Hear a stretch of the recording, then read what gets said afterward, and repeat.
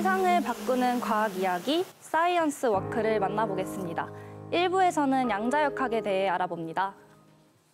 숲을 걸으니까 자연의 숨결도 느낄 수 있고 이성민 배우와 김상욱 물리학자가 이야기를 나누며 걷기로 했습니다. 세상의 시작에 가까이 가면 생명에서 우주까지 기본을 이루는 물질과 에너지를 만나게 됩니다. 양자역학의 세계죠. 양자역학은 또 세상의 끝이 어떤 모습일지 예측하게 합니다. 모든 출발점은 빛이었어요. 어렸을 때 손으로 만져지지 않는 빛이 궁금하곤 했는데요. 빛은 무엇일까요? 빛은 뭔가요? 빛은 파동이라고도 하고요. 또 한편 입자라고도 합니다. 물에 돌을 던지자 파동이 퍼져나갑니다. 입자인 돌이 어떻게 저렇게 동심원을 그리는 파동이 될 수 있는 거죠? 저건 사실 물이 흔들려서 만들어낸 패턴 같은 거잖아요. 저 패턴을 파동이라 그래요. 하지만 지금 던지신 이 돌멩이는 여기 있거나 입자 하나가 뭐 여기 있거나 이렇게밖에 존재할 수 없거든요. 입자는. 하지만 소리와 같은 파동은 동시에 여러 장소에 한꺼번에 존재할 수가 있죠. 근데 아까 제가 이야기했지만 빛은 입자이기도 하거든요. 저희가 이야기할 원자, 이 물질을 이루고 있는 원자도 파동과 같은 성질이 있다는 거예요. 입자라고 생각했던 원자도 파동이다. 원자는 원자 핵과 전자로 이루어져 있죠. 전자는 원자 핵 주위를 띄엄띄엄 궤도로 돌고 있습니다. 양자란 말도 거기서 나왔습니다. 우리가 알고 있는 세상은 그렇게 연속적이지 않아. 에너지 준위 자체가 불연속적이다. 이제 띄엄띄엄 있으니까 띄엄띄엄 있는 걸 이제 소위 양자화됐다라는 개념을 씁니다. 양자역학의 원리에 대해 들어봤습니다. 이야기하고 있는 전자는 너무나 작아서 눈으로 볼 수 없을 만큼 작은데요. 그런 것들은 빛에 맞는 것만으로도 빛도 입자니까 돌멩이처럼 때리거든요. 빛에 맞는 것만으로도 그 자신의 위치가 바뀔 수 있어요. 이런 식으로 보는 것이 대상에 영향을 줄 수 있죠. 보지 않았다면 파동처럼 행동하고 보면 입자같이 행동한다는 뜻이죠. 즉 이제 이걸 어려운 말로 이제 저희는 관측이라는 단어를 쓰는데요. 관측하는 것이 대상에 영향을 주기 때문이에요. 이것이 양자역학의 가장 중요한 원리예요. 이론 자체는 사실 세상은 보이는 것이 다가 아니라는 생각이 정밀한 들었습니다. 이론이고요. 그래서 양자역학이 나왔기 때문에 지금 우리가 이 전자공학과 이 첨단 과학을 발전시킬 수 있는 거죠. 우리 눈에 양자역학이 막 보이는 것처럼 작동하는 기계가 생긴 거예요. 그게 양자 컴퓨터입니다. 놀랍게도 양자 컴퓨터의 슈퍼컴퓨터를 성능을 능가할 미로 수 찾기로 있다고 해요. 0과 1 중 하나인 비트는 한 번에 하나의 길을 갈 수 있지만 0과 1이 중첩되고 얽힌 큐비트는 한꺼번에 여러 길을 갈 수 있습니다.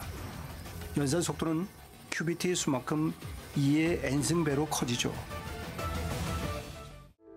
우리 몸속 세포도 양자역학의 원리와 연관되어 있습니다. 황반변성 환자의 망막세포와 미토콘드리아는 손상돼 부풀어 올랐습니다.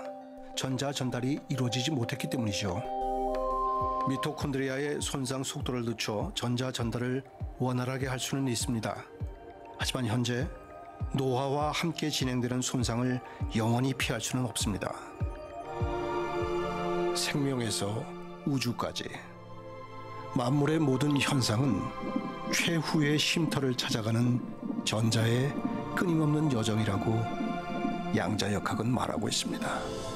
우리가 보는 것이 진짜 모습인지도 알 수 없잖아요. 하지만 보이지 않는 것을 보려고 노력하는 과학자들의 노력이 얼마나 많은 시간이 걸릴지 모르지만 세상을 이나마 이해하게 해준 거니까. 양자역학이 좀 더 가깝게 다가옵니다. 2부는 햄릿의 숲, 뇌를 탐구하다입니다. 과거와 현재가 다른 일생과 일생이 만나는 건 그래서 참 어마어마한 일입니다. 이번에는 정재승 뇌과학자와 함께합니다. 어떻게 하시게 되셨어요? 서로 1000억 개 정도 되는 신경세포들이 전기 신호를 주고받는데 어떻게 얘가 정신이라는 놀라운 현상을 만들어내지?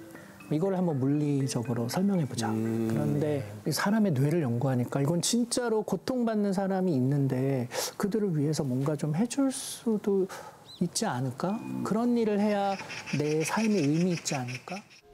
뇌과학을 응용해 우울증도 치료할 수 있다고 합니다. 자살률이 가장 높습니다. 평균보다 2배 이상 높다고 합니다. 약물 치료 대신 도입된 것이 뇌 특정 부위에 전기 자극을 주는 치료법이라고 합니다.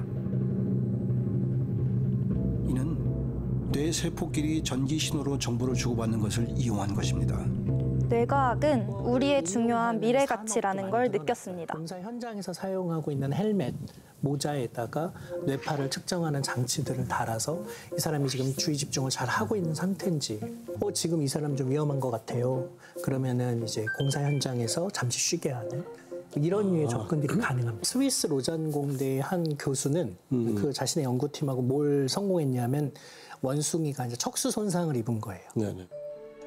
그래서 오른쪽 다리를 마음대로 움직이지 못하는데 네네. 뇌 활동을 읽어서 이 원숭이가 지금 오른쪽 다리를 움직이고 싶어 하네? 그러면 오른쪽 다리에 그냥 곧바로 신호를 보내주는 거예요. 뇌파를 이용한 기술은 일종의 텔레파시 같기도 했습니다. 뇌파를 통해 걷는 상상으로 사람의 움직이는 기술을 외골격 사용합니다. 로봇도 개발됐어요. 만약 이것이 상용화된다면 하지마비 장애인들은 이 외골격 로봇을 입고 걸을 수 있게 되는 겁니다. 그래서 이거를 브레인 뇌에 도핑이라고 전기 자극을 주어 운동 능력을 향상하는 브레인 쓴 도핑. 사람과 쓰지 않은 사람이 같이 시험을 보고 운동 경기를 하게 되면 이거는 공정한 사회인가? 우리는 이 장치를 사회가 쓰도록 가만히 방관해둬도 괜찮나? 과학의 발전은 우리에게 큰 숙제를 던지고 과학 이야기를 있습니다. 나누었던 과학자들과의 만남은 제 일상의 선물처럼 찾아온 시간이었습니다. 여러분은 어떠셨나요? 저에게 많은 깨달음을 준 다큐멘터리 사이언스 워크였습니다.